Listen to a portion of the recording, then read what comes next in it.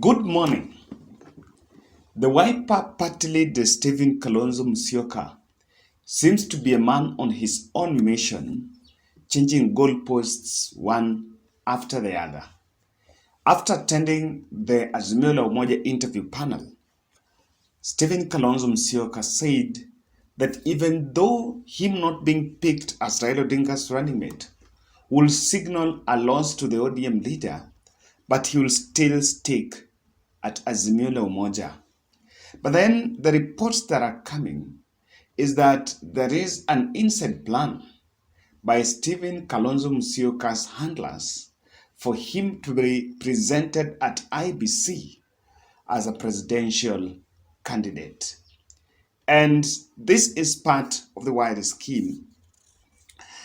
I once analyzed in this channel, and if you remember, that at the KICC, there was a document that was to be signed by Secretary Generals that was endorsing Raila Odinga as the sole flag bearer for the Azimio la Umoja team.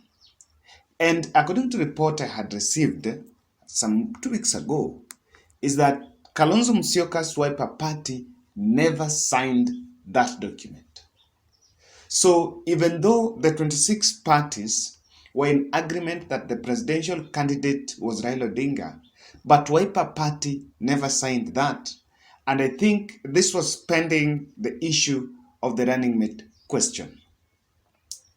Now, the Mamutule Kilonzo Jr., Enoch Wambua, and Dan Maanzo are now reporting to be collecting signatures, 2,000, the demanded 2,000 signatures from at least 24 counties for Kalonzo Musyoka to present his presidential papers at IEBC if he misses the running mate slot.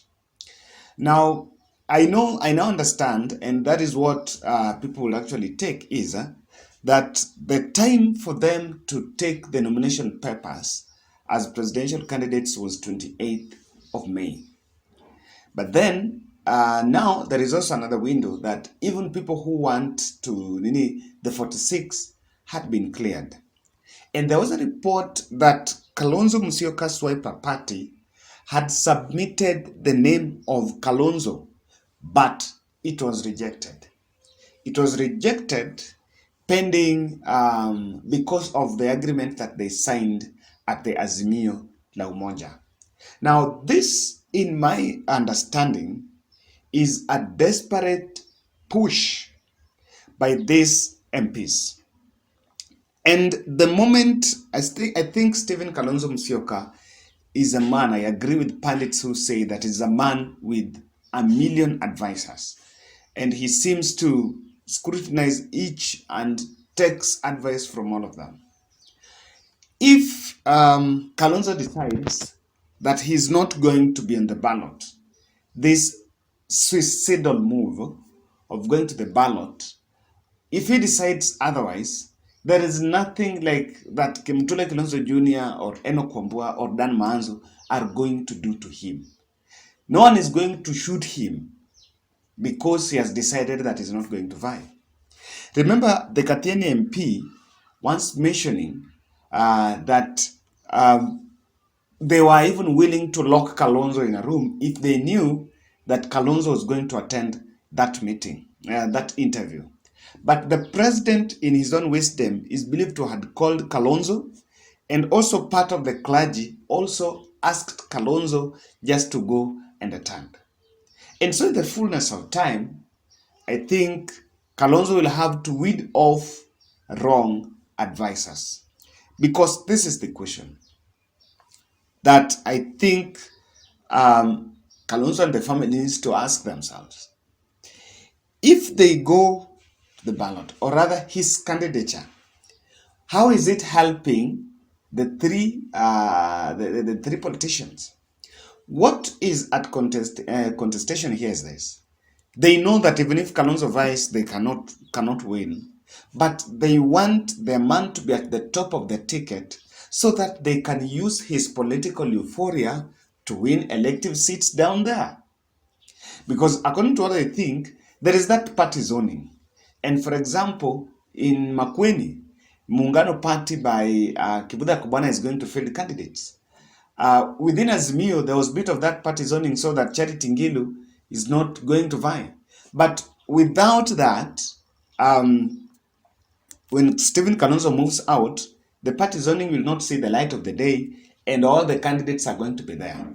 So the desperate push by those MPs is actually one just for them to get their own cake. And just in light of that, I want us to ask ourselves some 4 questions that will help us answer the implication of Kalonzo Musyoka vying as an independent candidate. And will he go as Wiper?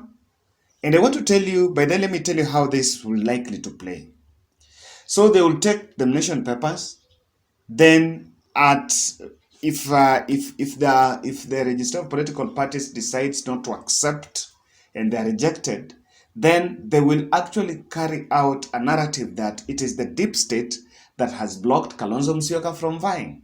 Then on that, they formulate a protest narrative against Raila Odinga. And that protest narrative is what they will do to go and synchronize, or rather to galvanize the Ukambani vote against the rest of the presidential aspirants, but then win as Wiper. So I don't know how this will play out, but if you ask me, Kalonzo needs to pick the right advisors. Now, let's look at the 4 questions. But before we look at that, I want to humbly request you to subscribe to our channel, click the notification bell, and also give us your feedback on why is Kalonzo vying. Anyway, it's just simple. Why is Kalonzo vying? Now, question number 1 is this. How are Kamba interests going to be served in the altar of protests? Because what these leaders have always insisted, that they are pushing Kalonzo to pursue the interests of the Kamba.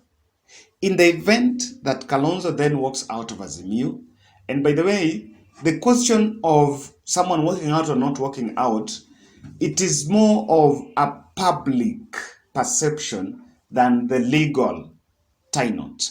Because legally you are tied, but if you say I am leaving, the perception is the people that listen to you in the villages, in the areas, the followers, will follow what you say, not what is on the paper. So the question of someone not leaving in terms of the legal entanglement does not really hold. But the question is, they protest and Kalonzo is a presidential candidate. Is it just for the aesthetics, for the optics, or going to vote, knowing that they're going to vote one of their own?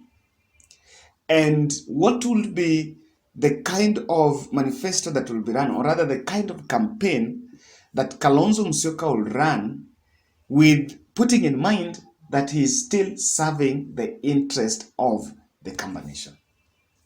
Even though this will be a repetition of the 2008, when they broke ties with Raila Odinga and Kalonzo went as an independent, not independent, he went alone through Wiper. Then in the middle there, Mwai Kibaki, the late President Mwai Kibaki, picked him as the vice president. So this will be a script of the 2008, but the dynamics are really different, because this time round, the only posts that are available are the cabinet slots and maybe ambassador and other appointments. So how is this? How are they going to serve the Kamba interest? Number 2, and this one goes to Azimio. What is Azimio's counter offer to the Runningmate slot?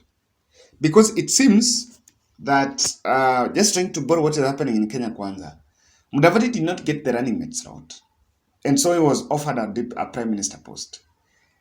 What is the power structure in Azimio that, in my understanding, would push Kalonzo exclusively out of touch with the government if Raila forms the next government? Because if he doesn't get the running mate, are there other options that he has declined? Because then what needs to do is, if Kalonzo walks out and the Ukambani leaders that remain in Azimio, especially Kivutha Kibwana and Charity Ngilu, are given the front seats, then whatever was available for Kalonzo Musyoka needs to be tabled so that the Ukambani voters will then vote on what is in for them. It becomes possible to convince and say that irrespective of Kalonzo, the stakes of the Kamba nation in Azimio was this. Face it that Kalonzo is in ballot as a presidential candidate. Then Raila Odinga is a presidential candidate and William Ruto is a presidential candidate. Who is it going to affect? Directly, it's going to affect Raila Odinga. Because Raila, we've always maintained that Raila needed to maintain the 6.5 million traditional voting bloc as the baseline in his 2022 vote hunting strategy. So that if he gets 22% from Mount Kenya, it's going to add it to it. But would this other approach also work?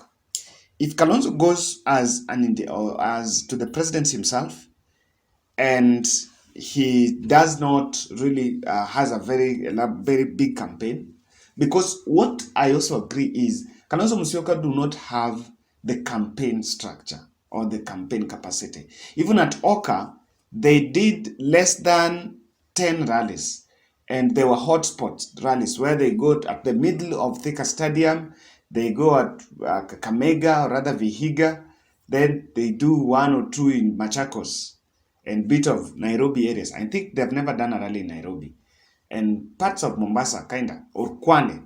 So with that, there is a possibility that who is his candidate are going to have. People are arguing that, and what's your opinion on this, that if Kalonzo goes, then people might feel, okay, we are not having government here, so it might be shared. But even if it's shared, Kalonzo will most likely take 60%, then Raila gets 20, and Ruto gets 10 or 20. So with that, would Mount Kenya vote in the event that they get the running mate slot, then topple up the 2 million votes that Kalonzo supposedly is having from Ukambani? A question. Now, if you look at that matrix, Kalonzo will be a Trojan horse in Azimio that then he's working in favor of William Samoei Ruto. Then the working in favor of William Samoei Ruto is actually going to disadvantage him politically, because Azimio will still run with the narrative that he was just a mole, he was just then standing here for offer. But then that's also there. The big question is this: will his runoff scheme, what will happen if the runoff scheme fails?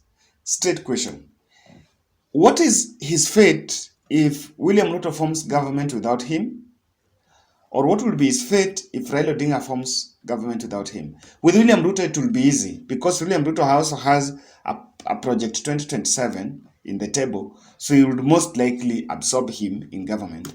But the question here is, if Raila forms government without him, and that means that Raila wins it in the first round without a runoff, after all the dramas and all the things he has said and the kind of efforts that is perceived that he has done to try to wreck that vote from within, Kalonzo Musyoka will be politically out of the equation. So that's my maybe my understanding on this. And I also want to read in the comment section what the Kamba Nation is saying about Kalonzo's presidency.